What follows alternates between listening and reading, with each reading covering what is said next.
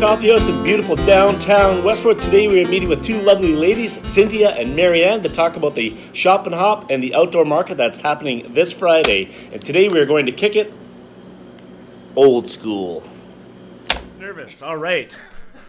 Welcome to Espresso Shots. My name is John, filming from downtown Westport on this November day. I'm here with Marianne and Cynthia Pringle. Is that right? That's correct. Oh, I'm wondering if Cynthia Pringle could maybe grab the espresso shots for us. I'd love to. So this morning, Marianne, we're having a bit of old school espresso. ooh. 49 parallel. For the retired teacher in the crowd. Because this is like an old time event. Yes. It's like an old school event. Okay. So I have a little bit of brown sugar and cinnamon in there. That's how I like to drink my espresso. Okay. So cheers. Cheers, guys.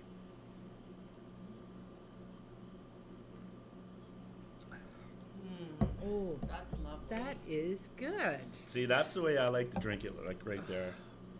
Yummy. And you know what I do? I interview people and I drink it and they start complimenting how good it is and I just talk over them. It's like- Okay, all right. so I gave everyone a chance to see how good it was. So Yeah, no, there's awesome. no Very need to good. no It's need to very chug good. it, but Getting all fired up. so we're getting all fired up. That's my saying. I coined that saying along with Stoptional. So we're here at downtown Westport to talk about the two different events that have kind of merged into one cool event. The Shop and Hop, which Cynthia has been working on for, I believe, 10 years, roughly. Roughly 10 years. And then the Arts Council is putting on an outdoor traditional market just across from Cottage Coffee in the parking lot of the home hardware Yeah. store. I went last year and it was fantastic. I loved it.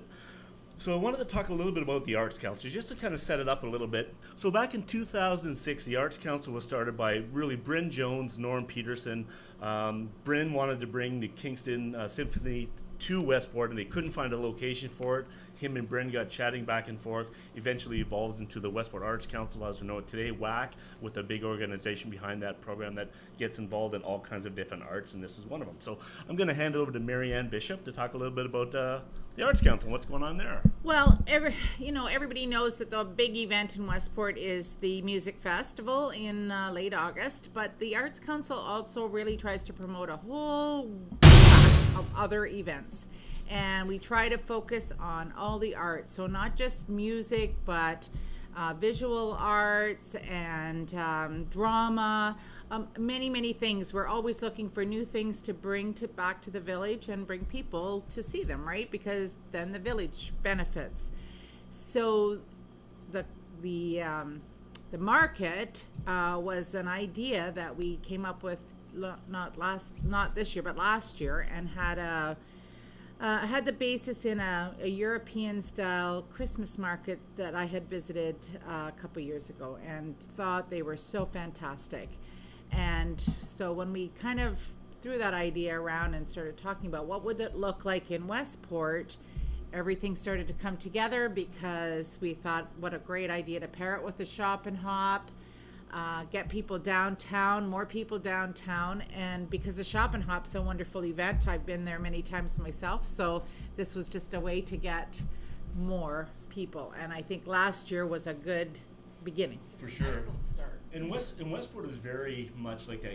I've never been to Europe. I'm only imagining, but it's very much like that feeling. The small shops, the quaint little village. So that market kind of fits right in the place in Westport. Yes, for sure. And when you go to a market in Europe, there's the music and the smell of the food and the different little events going on, and then all these little varieties of vendors who are there to sell their stuff. And what time does it kick off at? our market will Yeah. start at 2. 2 in the afternoon. So we are very fortunate that Les from Home Hardware gives us the parking lot to use. So we'll quickly move in there at lunchtime on Friday and set up and be ready to go by 2 o'clock. And make sure you come over to Cottage Coffee to grab a nice warm latte. I know you Like guys I did last year because it gets cold out. handle with Cynthia Pringle. She's here with the Shop and Hop, and she's all dressed up for the Shop and Hop as well. So I'm thinking that maybe she could do like a little Shop and Hop dance right here, where little jig. I'm standing. A little jig. Anyway, welcome, Cynthia. Thank Shop and Hop. Shop and Hop. So this year's Shop and Hop, we've got 23 amazing businesses that are participating. You can get it's a passport style shopping event, so you visit all the different shops, you get your passport stamped. When you're finished filling up your passport, you bring it back to me at Jake by the Lake. And at 9 o'clock that night, we are going to draw for 3 grand prizes. Right now, they're sitting at about $550 a piece. They're going to be somewhere around $600 or $650 once I get the last few donations in. So above and beyond the shop and hop, we also organized horse and buggy rides. So they're going to be from 5 until 8 p.m. They're going to be circling the village, going down Church Street, Main, and Bedford, and they're going to keep doing that loop all evening. And you know what, Cynthia? We walk the village all the time in the evening time, but it's not like going on a horse and buggy ride through the village. Even though you see the village all the time, it's quite a unique experience to sit in the open air and experience the village that way. It is, for sure, because you're slowing your life pace right down to just enjoy the simple things in life. And if I can just add, I took the wagon ride last year, and I did it after dusk. So all of a sudden, you're looking at all the Christmas lights and decorations from a different perspective. It was very beautiful. Very pretty. And on that note, we encourage everybody in the village to go all out and decorate the village up. So when these people are cruising through the village on the horse and buggy, they get to see this beautiful display of lights, because that's what really made it really kind of unique, was all the different lights and the sounds and some of the smells. Oh, yes, yes. So we've also, we had Steve Kennedy with us last year. He's going to be with us again this year.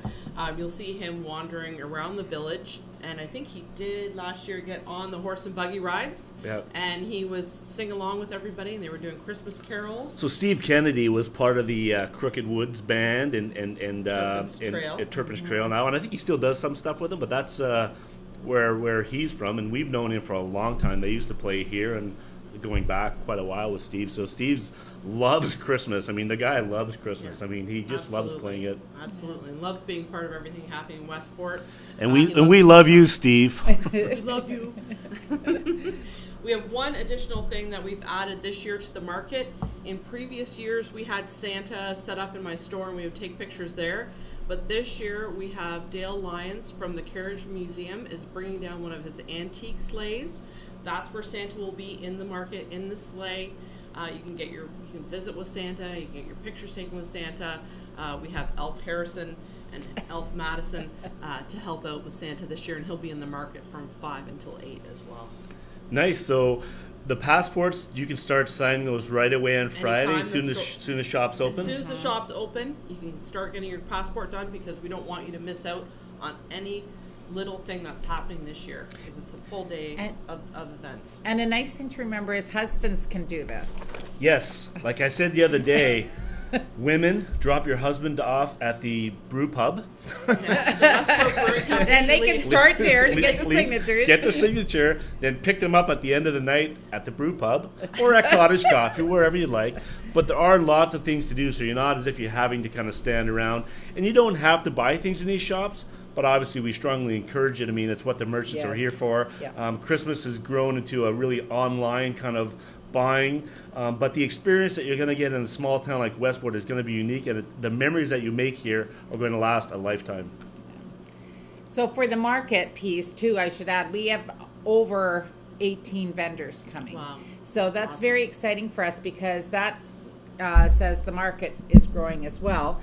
And as we are trying to focus on people that will come in and do one-of-a-kind articles for sale. So this year we are very fortunate to have a quilter who's, I've seen the work that she's doing. It's beautiful. So that's coming. We have people who are bringing jewelry. We have people that are bringing greenery. Josh Menson has donated all the trees for our area that we're going to be using. And it's so cool because so many of the local businesses are helping in the background. Like Philip and Maureen Young are going to help us with a big piece of our decorating this year. So they don't necessarily have to be there, but they're supporting us that way. So it takes a lot of people to get somebody just off the ground. You may only see a few faces in a few shops, but there's a lot behind the scene. Like last year, we all said, and we all learned a lot from last year, the lighting piece. we want it to be dusk. We want it to be kind of that outdoor feel, but we did realize that we needed more lighting. So we're very fortunate to have Janice and Mark Herlihy donating their outlets at their house so that we can have that extra set of plug-ins for vendors. I'm going to interject now. So we're going to do what I like to call acting. This is a scene where you guys are going to come a bit closer to me. You guys are my elves. You're with me this year because I need some help this year. I'm getting older, and I'm not really sure what's going on with the reindeer. They seem to be kind of going all over the place. So I'm trying to rein them in a little bit, and you guys are trying to rein me in a little bit. So and action. So Rudolph, what are you doing up there? My God.